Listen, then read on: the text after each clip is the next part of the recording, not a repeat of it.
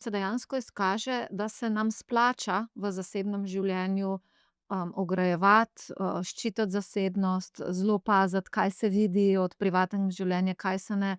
V bistvu, če malo karikiram, splača se nam imeti zelo visoke ograje. Ja, recimo, če kršimo, ne. Ja, ja. Jaz nimam visoke ograje, no, ampak ja. Torej, če je vprašanje, kaj se sme dokumentirati, dokumentirati se sme tiste stvari, ki so iz nekega javnega mesta Ja, vidne. tako. Točno tako. Torej vstop v zasebne prostore, v hišo, v stanovanje, filmsko vdiranje v ključavnic, vdiranje vrat, in podobno je rezervirano za policijo in Tako. posebne Absolutno ukrepe. protizakonito, tudi če bi oseba recimo na bolniški spet, a ne, se najraje nekako sklicujem na to, pa bi doma frizirala, urejala nohte, pa bi detektiv skozi okno noter fotografiral, bi to bil absoluten poseg v zasebnost. Kaj pa, da se kot stranka naročiš na teh nohtih, To bi prideš šlo. tja, To je to bi tudi šlo. to je tudi sodna praksa, ja, in to bi šlo, ja. Kaj pa, da preprosto pozvoniš in se ta oseba pokaže na vratih in se z njo zapleteš v pogovor, brez da ji poveš, da si detektivka? Ja, to bi lahko bilo delikatno, a ne. Bi pa bilo tudi, prišlo bi v poštev recimo, če govorimo o stanovanjski hiši, a ne, da ni to blok s 15 nadstropji, a ne, ampak da je to neka hiša oziroma neka manjša večstanovanjska stavba, iz katere bi zagotovo vedeli, da gre oseba, ne vem, ki si je šla urejat frizuro ali pa nohte. A ne, se pravi, stranka gre noter z neurejeno pričesko, pride ven z urejeno pričesko, zagotovo je šla, ne vem, v to hišo, kjer je oseba v času bolniške to urejala, a ne. Da bi neizpodbitno to dokazali, bi tudi bil dokaz. Kaj pa, da bi to stranko z urejeno pričesko ustavili, rekli, gospa, smem vprašati, kdo vas je zdajle v tem trenutku friziral in tako dalje, a to bi šlo? Tudi bi šlo, ja, lahko, ja. Um, Zato pa pravim, da ni primer primeru enak, a ne, in da pač je treba vsak primer posebej se ga lotevati in razmisliti, kako priti do samega dokaza, in dostikrat ni enostavno. Vprašanje, ki se meni velikokrat zastavlja, pa ni morda direktno vprašanje za detektivko, pa vendar. Ko je nekdo na lažni, v narekovajih, bolniški, imamo tukaj, bom uporabila pravni izraz, enega sostorilca, to je osebni zdravnik, ki te, bolniške potrjuje. Zakaj pride do tega, kako pride do tega in kako se boriti proti temu? Ja, to je dobro vprašanje. Tako je. Večina zdravnikov je poštenih, mislim, pa res premislijo, komu predpišejo bolniško, a ne. Pa še to, mogoče še en korak nazaj, a ne. Zdravnik je tisti, ki načeloma mora verjeti pacientu, a ne. In verjamem, da v tisti v gneči, a ne, ogromno pacientov, ogromno enih stvari, pacient pride, enkrat ga boli glava, drugič ga boli komolec, tretjič ga boli koleno, a ne. Težko je reči: jaz pa zdaj tebi ne verjamem, a ne." Pa je to služba, In pa mi je čisto vseeno, ja. ja, ne, že to, ne. Po drugi strani pa ja, eni res z lahkoto napišejo bolniške, a ne, pri drugih je malo težje. Z večino je zelo dober diskurz, a ne, tudi ko gremo mi, ne vem, pri kakšnih, problematičnih, pacientih, delavcih, ki so kar naprej na bolniški, pa gremo opravit razgovor potem z zdravnikom, z večino se da pogovoriti, a ne, pa rečejo: "Saj s tem je pa res problem, bo bolj previden naprej," ali pa, "bomo kakšne druge poti ubrali." Tako da z večino se da normalno o tem pogovoriti, a ne. Ja. Je pa to en tak, v Sloveniji družbeni problem, a ne, ker, številka absentizma še vedno narašča in tudi po tem, ne samo po uporabi alkohola, smo v Evropi na vrhu.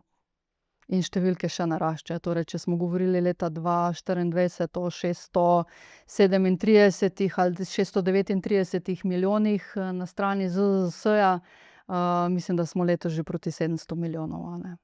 Samo na strani države, potem pa na strani gospodarstva, 350 milijonov, nekaj takega, pa smo že na milijardi, a ne. In letos so številke še višje, tako da tukaj je absolutno treba ukrepati včeraj, ne danes. Ker to je v končni fazi naš denar, ne. Ampak okej, moramo Sem prav tudi. razumela, se opravičujem, da dejansko obstajajo ljudje, ki grejo na bolniško in odpotujejo z letalom na drug kontinent? Ja. Tukaj bi mogoče se navezala na to, da rečem, saj večina ljudi je upravičena na bolniški, a ne. mi lovimo tistih, ne vem, 10%, recimo tja do 15%, ko pa krši. In, postcovidni čas je ogromno spremenil. Ja, nam je prinesel neke dobre stvari, recimo smo lahko online na sestanku, online predavamo, online poslušamo predavanje. Ogromne stvari, ki so nam olajšale življenje, ali pa delo od doma. Pa tudi k temu se lahko vrnemo, ker tudi take stvari preverjamo, a ne.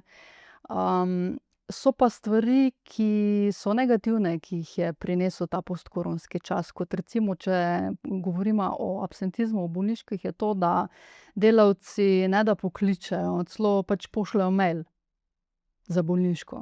Bolan sem, boli me glava, prehlajen sem, gripo imam, sem na bolniški oziroma rad bi, da mi odprete bolniško, in je to preko maila.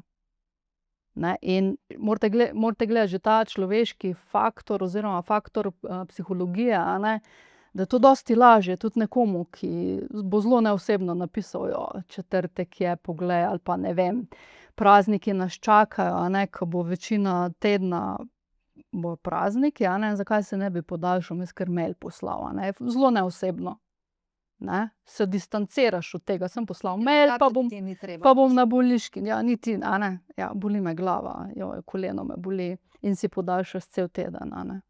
Tako da vse te take stvari so pa negativne, ke nam jih je prinesel ta čas, a ne, in vse to je treba jemati v zakup, dočim to, kar rade izpostavljamo v javnosti, ja, letos so primeri, ki so domala bizarni, a ne, da ljudje odpotujejo na drug kontinent, ne vem, zaradi dihalnih težav. Ja, ne vem, saj lahko ostaneš doma ali pa greš v Strunjan ali pa v Kranjsko Goro, ko je čist zrak, a ne, ne da greš na drug kontinent, pa to še v neko državo, kjer ni glih, znana po čistem zraku, no, tako med nami rečeno. Ja. Delo od doma si tudi omenila in zanimivosti v zvezi s tem. Kakšne so te zanimivosti?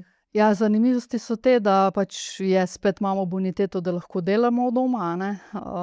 Po drugi strani pa pol, ko preverjamo delavce, pa ugotovimo, da od doma ne delajo, da takrat, ko so doma, grejo naokrog po nakupih, grejo po lokalih, si podaljšajo neki dopust, pa na Rogli smučajo ali pa na morju plavajo, tako da tudi te stvari potem preverjamo, ja. Jaz zdajle prihajam iz ski openinga in, sem na poti iz gondole slišala eno gospo iz Zagreba, da ona je ona zdaj dela od doma, saj ji ni, delodajalec predpisal, da mora biti doma, ko dela od doma. Saj lahko tudi dela iz Kronplatza, iz smučišča, kaj ne? In sem bila, Ja, to so ja. tovrstni primeri. To so tovrstni primeri, a ne. In kjer je točno določeno, saj eni res lahko, a ne, pač odvisno, kako se dogovoriš z delodajalcem, a ne. No, ampak če smučaš, ne delaš. Če pa smučaš, ja, da nisi noter v apartmaju in pač delaš na računalniku, kar imaš za narediti, pa ne delaš, ja. Okej, Bernarda, kaj kot ženska detektivka delaš drugače? Torej, uvodoma si pojasnila, kakšen se ti zdi, da je lahko tvoj doprinos k dejavnosti, k, poklicu? Predvsem to, da izpostavljam primere in da nekako to našo dejavnost, ki je še vedno dostikrat zavita v tančico nekih filmskih skrivnosti, a ne, razkrivam.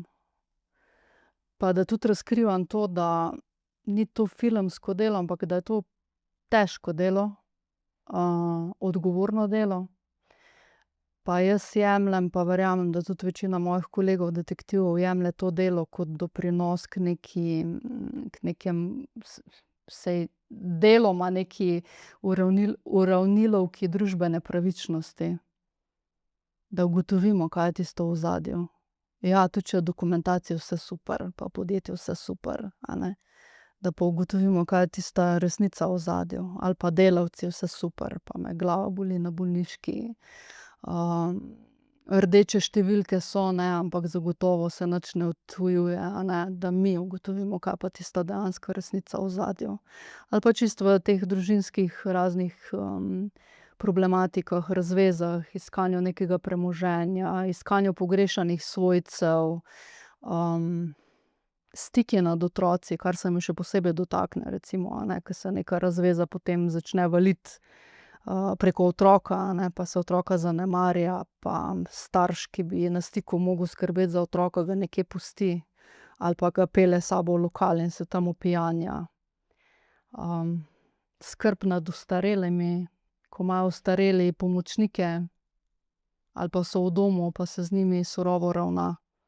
Take stvari pač, da To so smo običajno tukaj naročniki tovrstnih storitev, torej svojci, otroci, ja. ker želela sem te vprašati tudi, ali pri svojem delu kdaj ugotoviš ali pa, doživiš kaj, kar te prizadene, in to so pravzaprav že stvari, ki odgovorijo na to Ja, vprašanje, kaj ne? največkrat me mislim, najbolj me prizadenejo stvari, ki se dotikajo pač nemočnih ljudi, ki se ne morejo sami braniti, in to so zagotovo otroci in ostareli. To Dejansko težko sprocesiram. in dejansko imaš primere, ko nekdo naroči, takšno storitev in se dejansko ugotovi, da se nekdo, ki bi moral skrbeti denimo za ostarelo osebo, nad njo izživlja. Nekdo izživlja ali pa celo pač primeri, kjer se želi nekdo poročiti s to osebo ali pa celo se pripravi to osebo, da prepiše premoženje, a ne, če še govorimo o tem, da je opravilno sposobna, seveda, a ne. Odtujuje denar, odtuje material. Tega je ogromno, res. In to me žalosti, kam gre ta naša družba, in ravno zadnjič, mislim, da teden dni ali 14 dni nazaj je bila prav tema, na to temo posneta Tarča na RTV-ju, in jaz teh posnetkov nisem mogla gledati. Ker del moje kariere, oziroma preden sem stopila v detektivske vrste, sem delala v zdravstvu, ker sem srednja medicinska sestra in sem delala z ostarelimi, in to se mene še vedno dotakne. In rada prevzamem take primere, kjer najdemo ljudi, ki pa ne skrbijo in ne opravljajo svojega poklica tako. Oziroma, ne samo, da tako rečem, ampak to so za mene zavržna dejanja.